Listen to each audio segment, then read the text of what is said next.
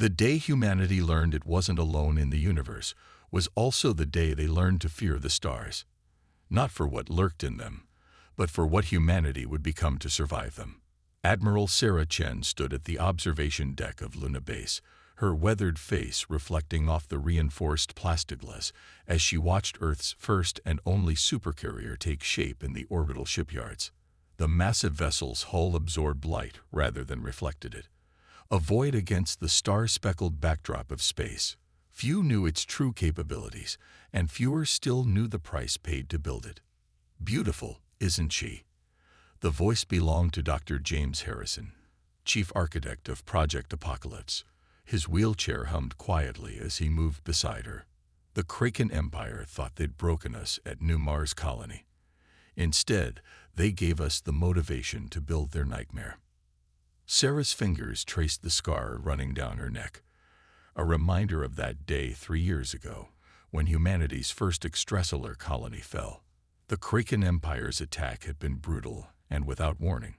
3,000 colonists, only 46 survivors. The aliens had expected humanity to cower, to submit, to beg for mercy. They didn't understand humans very well. "The quantum fold drive is ready?" Sarah asked, though she already knew the answer. The impossible engine that bent space itself was just one of the technological leaps humanity had made in its desperate race for survival. "Tested and certified," James replied, his eyes gleaming. "The Krakens think they understand human capabilities now. They've studied our conventional warships, analyzed our tactics. But the U.S. Apocalypse," he smiled, "she breaks every rule they think they know about physics." Sarah remembered the classified briefings, the simulations that seemed more like science fiction than military technology. A ship that could appear anywhere in known space instantly. Adaptive armor that learned from enemy weapons and grew stronger with each hit. An artificial intelligence that could predict enemy tactics before they happened. "The Joint Chiefs are worried about putting so much power in one ship," Sarah said, watching as construction drones swarmed around the vessel's quantum sensors. "Some think we should have built a fleet of conventional ships instead." James shook his head. "The Krakens outgun us 10-1 in ships. We couldn't win a conventional war. But this?" He gestured at the U.S. Apocalypse. "This is humanity doing what it does best, changing the rules when we can't win the game." A junior officer approached, tablet in hand. "Admiral, we've detected Kraken fleet movements near the Arcturus sector. Intelligence suggests they're preparing another push toward Earth." Sarah straightened, her expression hardening. "Time estimate. 3 weeks at their current pace, ma'am." "They're coming to finish what they started," James said quietly. "They think we're still reeling from New Mars." Sarah's lips curved into a grim smile. "Then let's give them a proper welcome." "How long until the Apocalypse is ready for her shakedown cruise?" 2 weeks, James replied. "We'll have her combat ready before they arrive." Sarah nodded, watching the massive ship that represented humanity's future. The Kraken Empire thought they'd taught humanity a lesson in fear at New Mars. They didn't realize they'd taught humanity something far more dangerous, the need to become what their enemies feared most. "Send word to begin crew selection," she ordered the junior officer. "I want our best on that ship. And contact the UN Security Council. It's time they knew exactly what we've built out here." As the officer hurried away, Sarah turned back to the viewport. The U.S. Apocalypse hung there like a promise or a threat. Humanity's answer to a galaxy that had tried to break them. The Krakens were coming, believing they knew what humanity was capable of. They were about to learn how wrong they were. Captain Maya Rodriguez stood in the U.S. Apocalypse's command center, surrounded by technology that defied conventional physics. Holographic displays showed real-time quantum fluctuations across 12 dimensions, while the ship's artificial intelligence, AI, processed combat simulations faster than human thought. "Final systems check complete, Captain," Lieutenant Derek Wong reported from his station. The young quantum systems officer's fingers danced across interfaces that would have been impossible 3 years ago. AI reports all quantum matrices are stable. Maya nodded, remembering her first reaction to the ship's specifications. She'd called them impossible. Now, impossibility was their greatest weapon. "Show me the quantum fold drive status," she ordered. The holographic display shifted, revealing the heart of what made the U.S. Apocalypse unique. Traditional faster-than-light drives punched through space. The quantum fold drive simply chose which space it wanted to occupy. Dr. Harrison's voice came through the command center's comm system. "Captain, you should know. We've never tested the quantum fold drive with a crew aboard. The simulations say it's safe, but we're about to find out if human consciousness can survive having its quantum state redistributed across space-time." Maya finished. "No time like the present, Doctor. The Kraken fleet isn't going to wait for us to run more simulations." The ship's senior staff had gathered in the command center for this moment. Lieutenant Sarah Chen Jr., daughter of the Admiral, and the ship's tactical officer, stood ready at weapons control. Unlike conventional warships, the Apocalypse's weapon systems were as much theoretical physics as they were military hardware. "AI, initiate quantum fold drive pre-sequence," Maya ordered. The AI's response came in a calm, measured voice that belied the complexity of its quantum processor. "Quantum fold drive pre-sequence initiated. Warning: detecting unusual quantum fluctuations in the Arcturus sector. Analysis suggests Kraken fleet movements may have created localized space-time distortions." Maya exchanged glances with her executive officer, Commander David Chen. "They're using their own FTL drives.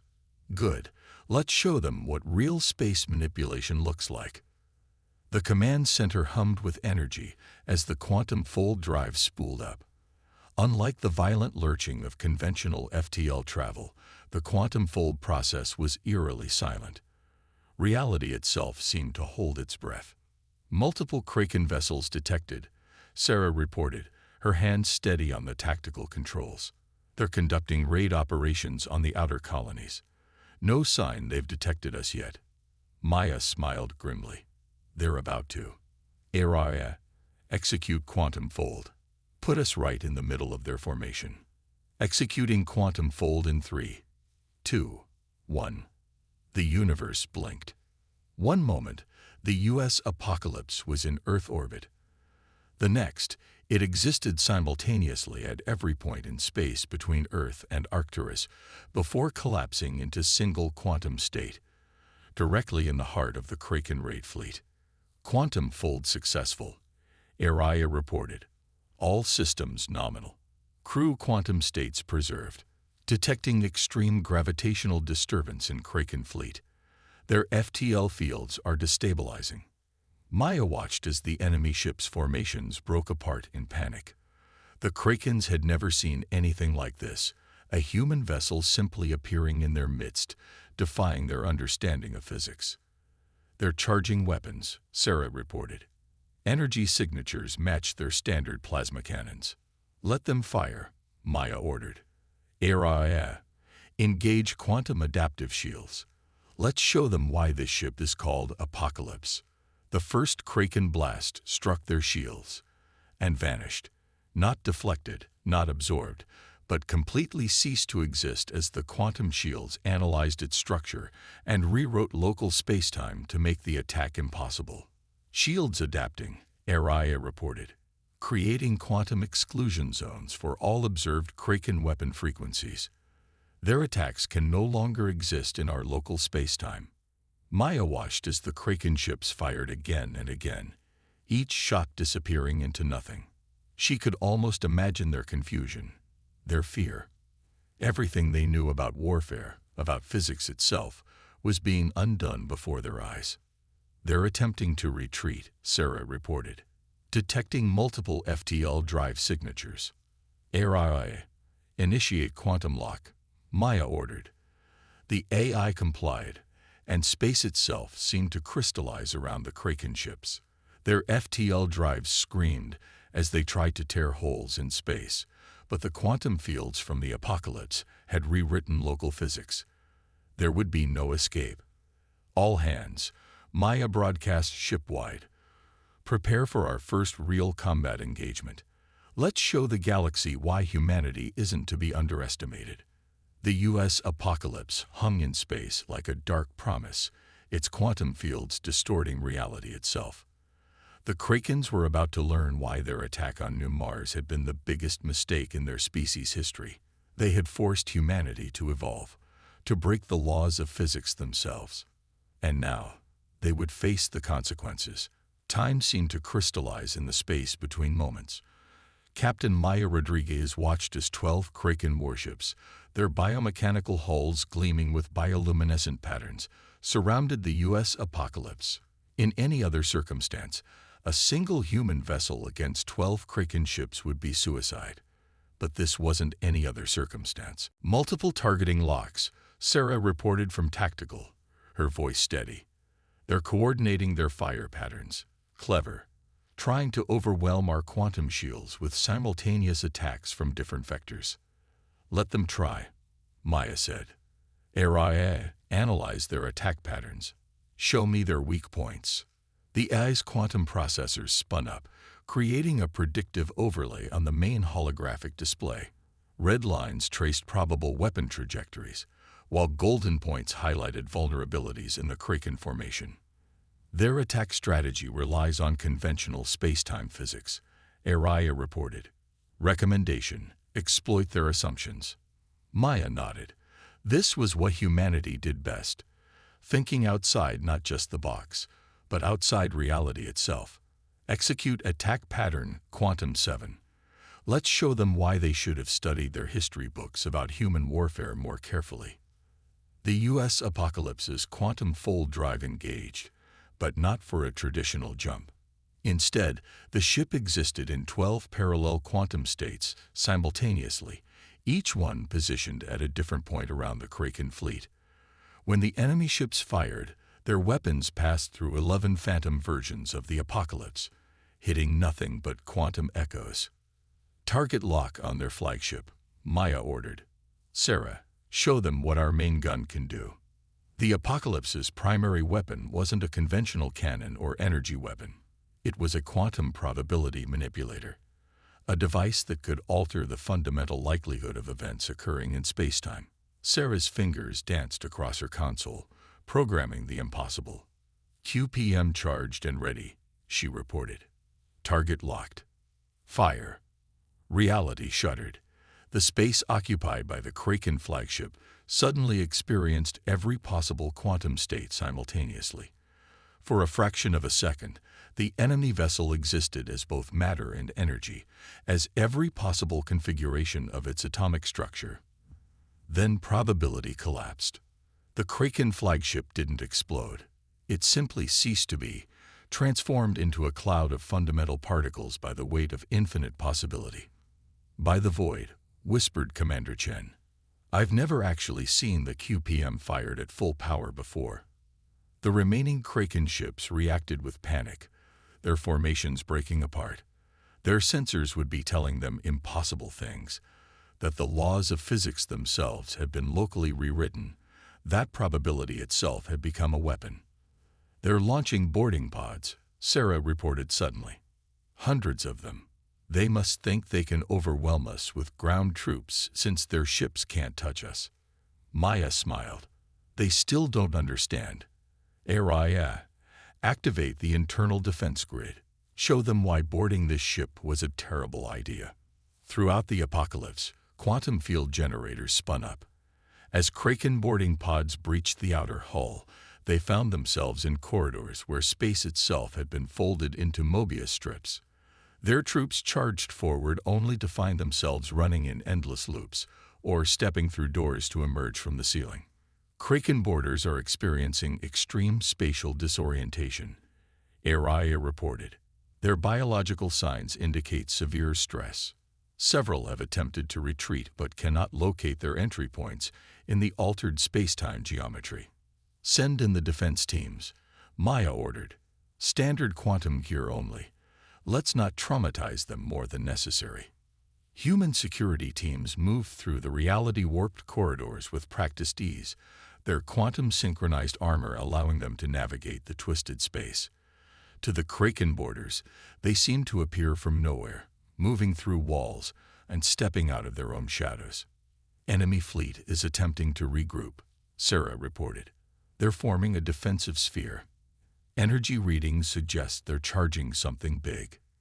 Maya studied the tactical display. Area analysis. They appear to be combining their ship's power systems for a single massive energy discharge. Probability of survival for a conventional vessel, 0%.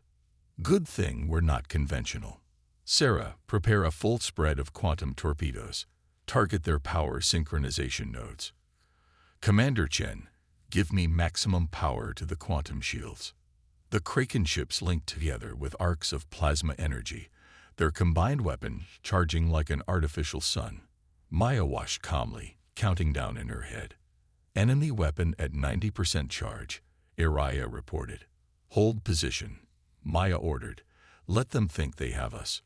Weapon at 95%. The space around the Kraken fleet began to warp from the energy buildup.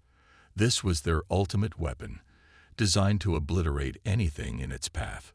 Weapon at maximum charge, they're firing. Maya's voice cut through the tension. Now, execute pattern exodus. The U.S. Apocalypse split into quantum duplicates again, but this time each copy created its own quantum shield bubble. As the massive Kraken energy beam fired, it hit a cascade of quantum fields that didn't just absorb the energy. They reflected it through precisely calculated dimensional folds. The Kraken fleet found their own weapon turned against them, amplified by quantum mechanics they couldn't comprehend. In the span of seconds, their remaining ships were consumed by their own power. When reality settled back into its normal configuration, the U.S. Apocalypse hung alone in space, surrounded by clouds of rapidly cooling plasma that had once been the pride of the Kraken fleet. Battle assessment, Maya asked quietly. All enemy ships neutralized, Sarah reported. No survivors detected from the final blast. Our quantum shields are at 98%. Minor spatial distortions in decks 3 through 7 from the boarding action, but ARIA is normalizing them now. Maya looked at the emptiness where the enemy fleet had been. The Krakens had brought their most powerful weapons, their best tactics, their fiercest warriors. And humanity had responded by simply changing the rules of reality itself. Send word to command, she ordered. Tell them humanity's shadow has fallen across the stars, and it's darker than anyone imagined.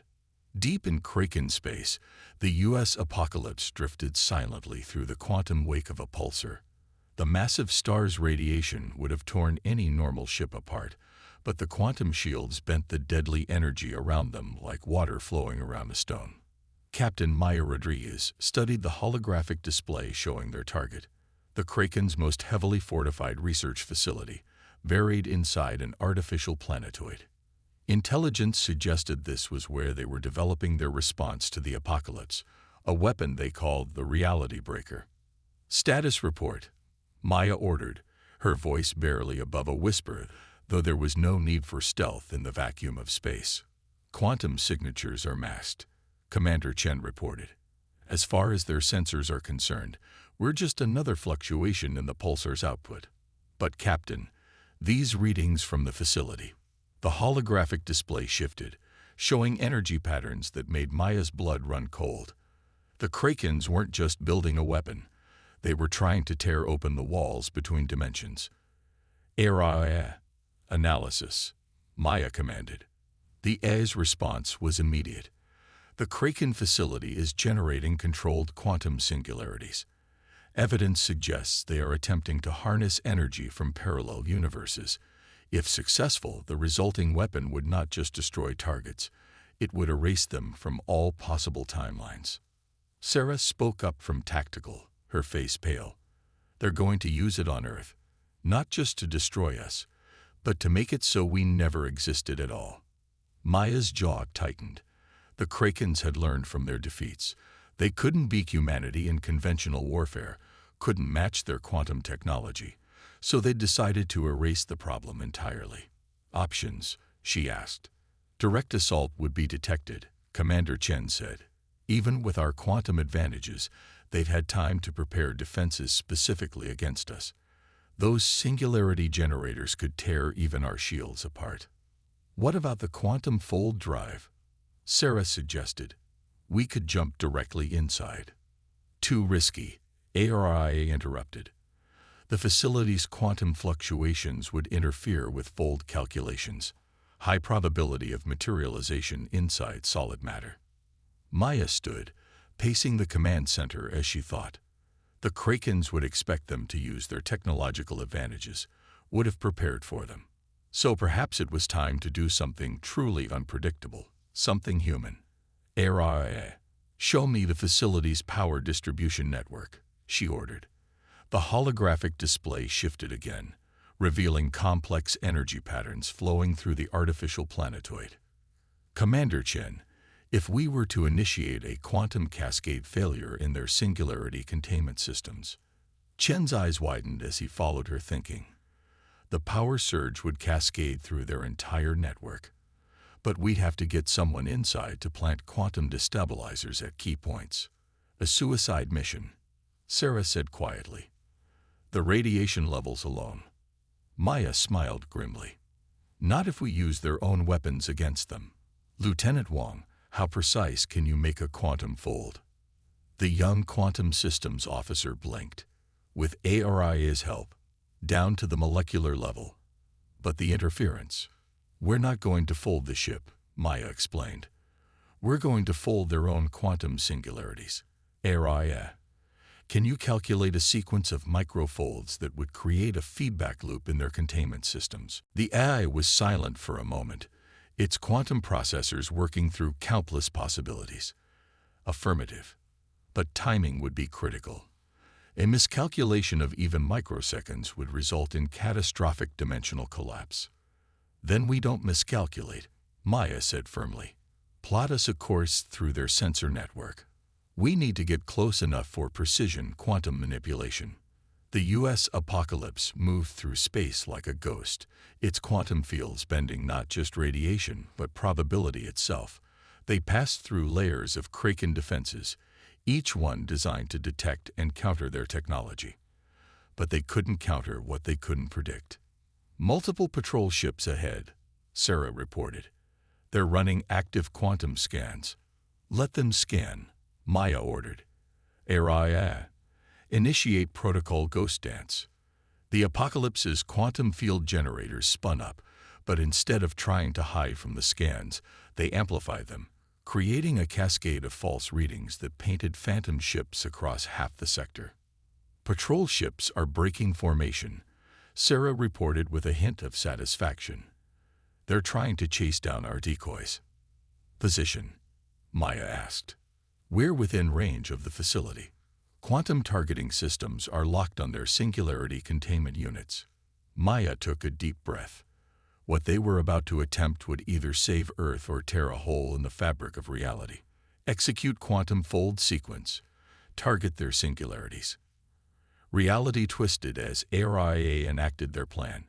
The Apocalypse didn't move.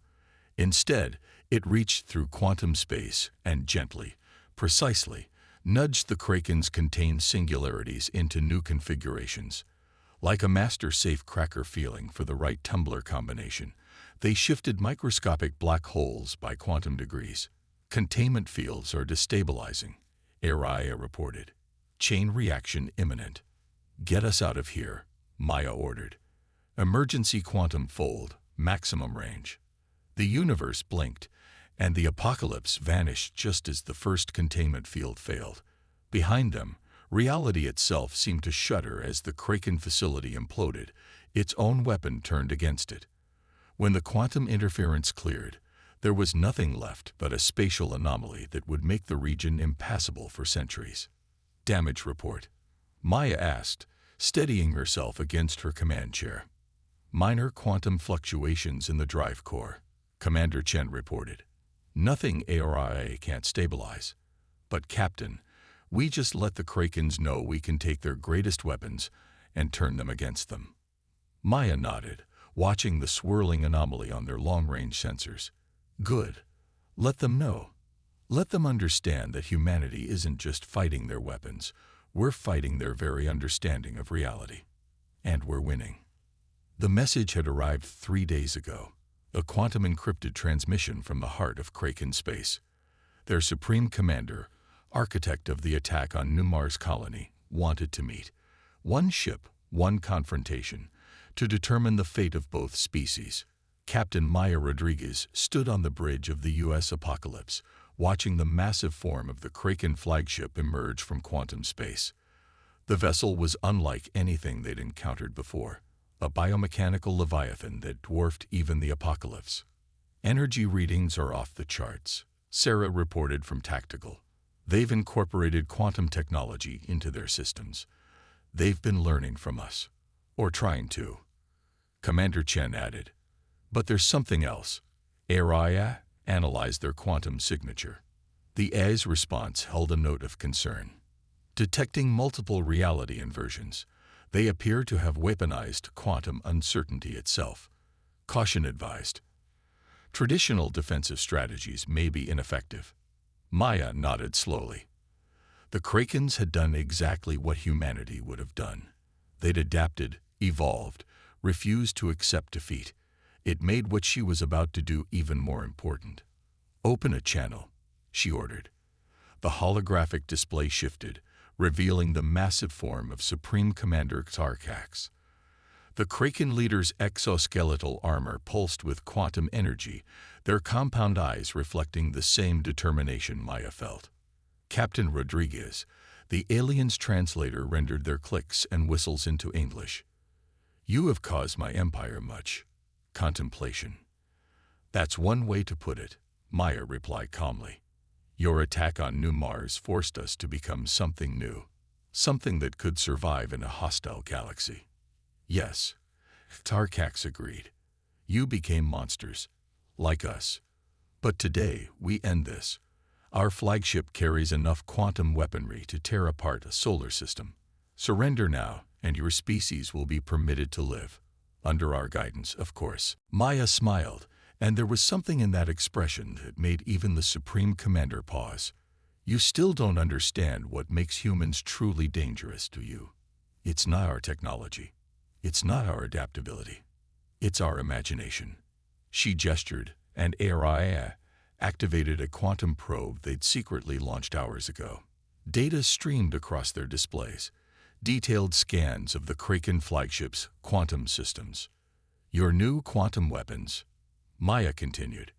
We've been analyzing them since you arrived. HFY has already calculated 17 different ways to turn them against you.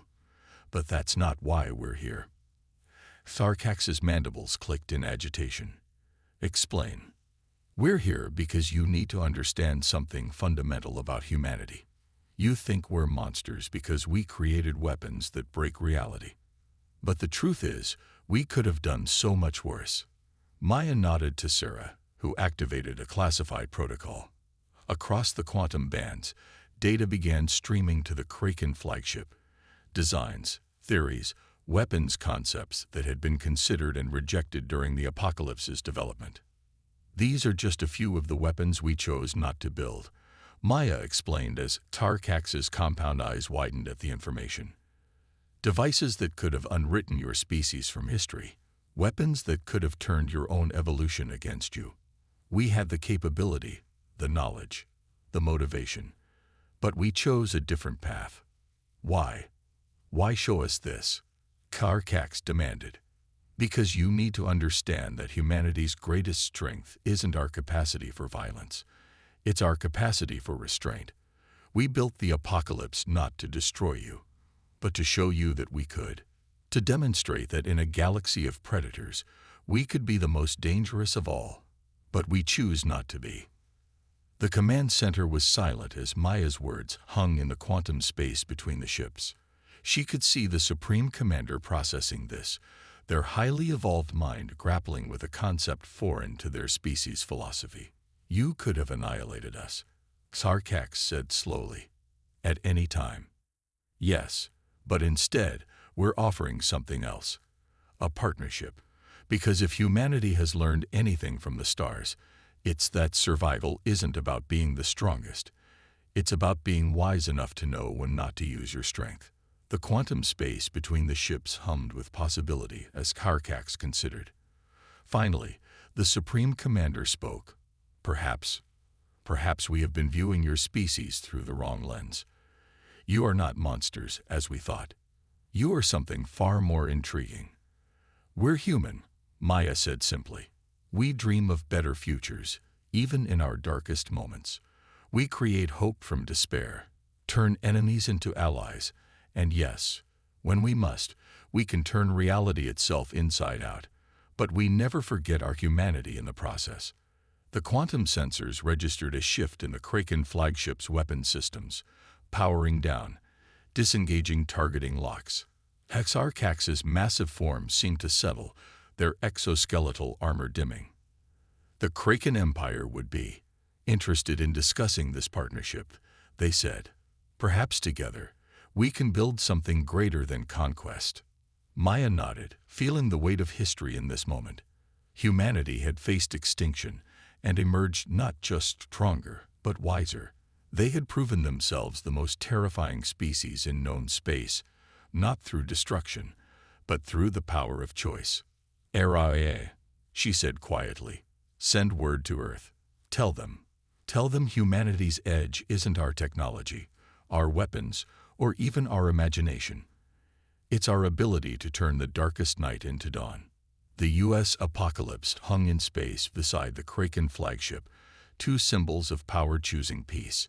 And in that moment, the galaxy learned why humans were truly the most remarkable species among the stars, not for what they could destroy, but for what they could create.